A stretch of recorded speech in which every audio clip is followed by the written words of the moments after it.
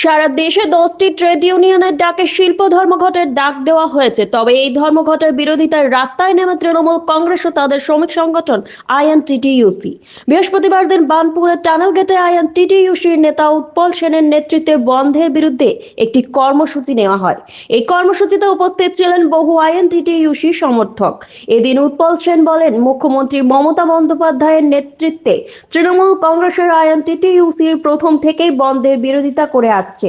তিনি আরও জানান, তৃণমূল কংগ্রেসের রাজ্যসভা সাংসদ ঋতব্রত বন্দ্যোপাধ্যায় ও দোলা সেন সংসদের ভেতরে কেন্দ্র সরকারের 4টি শ্রম আইনের বিরোধিতা করেছেন। তবে তৃণমূল কংগ্রেসের মতে বন্ধ রেখে সাধারণ মানুষের ভোগান্তি বাড়ে, সমস্যার কোনো স্থায়ী সমাধান হয়নি। সেই কারণে আজ বন্ধের বিরোধিতায় রাস্তায় নেমে প্রতিবাদ কর্মসূচি পালন করা হয়েছে বলে জানান আইএনটিটিইউসির নেতৃত্ব। দেখুন, বন্ধের যে এই রাজনীতি, এই যে বন্ধা রাজনীতি, এই রাজনীতি থেকে তৃণমূল কংগ্রেস 2011 সালেই বেরিয়ে গেছে।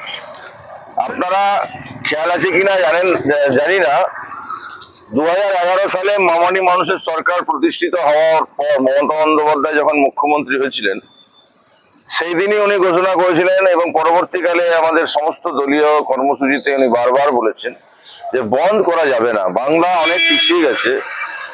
সেই 11 সালের আগে যে 34 বছর বামফ্রন্ট সরকার ছিল, লক্ষ লক্ষ শ্রম দিবস নষ্ট হয়েছিল এবং এই বন্ধের জন্য সেগুলো হয়েছিল। এবং আপনারা যদি জেনে থাকেন, আমাদের এই পাশেই স্কোর পাশে একটা ঢাকেশ্বরী কটন মিল ছিল। আমাদের বাবারা বলেছে যে এই কটন মিল জঙ্গি আন্দোলন করবার জন্য বন্ধ হয়েছিল। আন্দোলনের অনেক পন্থা আছে। উন্নতশীল যে সমস্ত দেশ আছে সেখানে কিন্তু অনেক রকমের আন্দোলন হয়।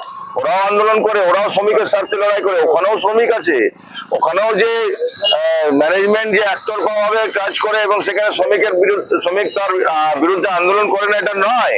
কিন্তু সেখানের আন্দোলন কি করে সফল হয়, আমি ওনাদের কাছে এই প্রশ্নটা করছি।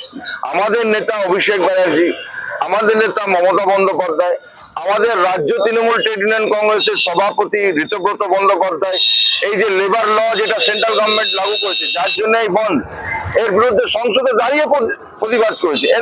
এমন প্রতিবাদ করে তীব্র ভাষায় ভাষণ দিয়ে, সেই ভাষণটা রেকর্ডেড আছে, আপনারা দেখবেন সোশ্যাল মিডিয়াতে।